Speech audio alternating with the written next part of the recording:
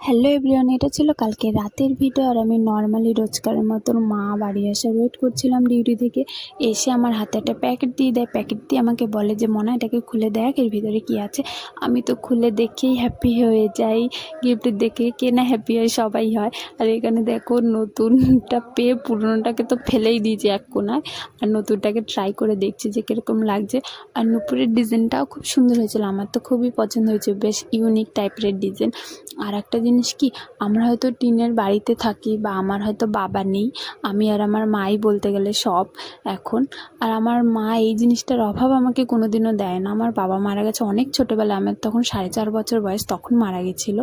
কিন্তু এই অভাবটা কোনোদিনও দেয় না, ছোট হোক বড় হোক যাই হোক, আমার সব আশা পূর্ণ করে। আর চলো এসব কথা বাদ দাও। আর এইখানে দেখো, আমার মা একটা ফল নিয়ে এসছে।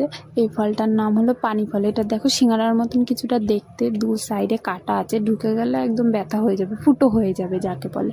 আর এর ফলের ভিতরটা দেখো পুরো সাদা, এটা সবুজ হয় বা লাল হয়। আর এর পাতাগুলো ঠিক ওই শাপলা টাইপের সাদা সাদা ফুল হয়, ওই ফুলের মতন কিছুটা দেখতে, কিন্তু অন্য জাত। এটা খেতেও মোটামুটি তালের শ্বাসের মতন লাগে কিছুটা, বেশ খারাপ না, ভালোই। টাটা, বাই, বাবার পরে।